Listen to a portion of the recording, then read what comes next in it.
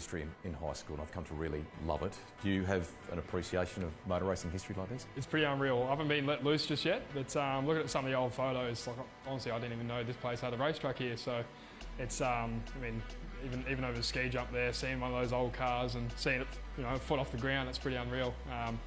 Yeah, obviously, in history, it's always good to look back and learn from why people done things. And Chaz Howe in America, he's very big in the history side of things. So he taught me a lot to look in the past to see why they've done what they've done, and that's generally going to give you an answer for the future. You're a two-time champion, you're coming back to play and kind of bolstering that field, and it has been quite a mission to get to the grid, hasn't it?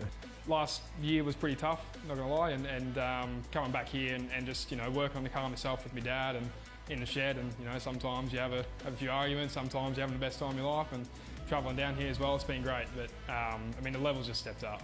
I know there's lots of learnings for you in the last year, right? But I think of the immense positives to come out of it, what you did in America, how you made heads turn over there, how you've made others start to think about Trans Am as a potential pathway now, haven't you? Yeah, and that's obviously what I wanted to do. I've had a lot, I guess, of hiccups in my career, trying to go the supercar pathway and couldn't get right there.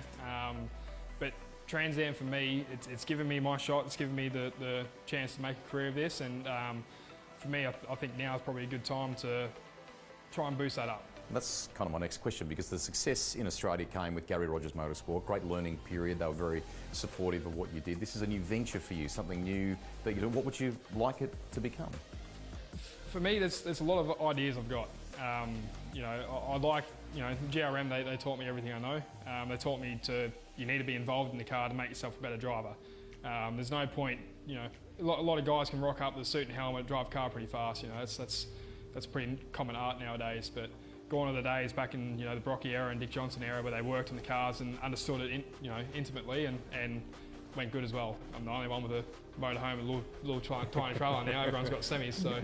But yeah, look, I think right now it's just a really good time to be here. And yeah, just next year, I don't want to count my chickens before they hatch. Obviously, I've got a pretty big task ahead of me, just running one car. But I've been very fortunate in life to meet some great people along the way. So, is there still unfinished business, a burning desire to get back to America? Definitely is. Yeah, I mean, look, for me, and this is where I'm sort of at my career, I've got to weigh up a racing career or a career in racing and see which way is going to be the best way for me. I have really, really enjoyed working on the car myself and making it fast. I think that's honestly rekindled the spark more than anything else. Awesome to have you back, mate. It is a great field here. Get after it, enjoy and make the most of that opportunity. Thank you, Rusty. Cheers. Cheers.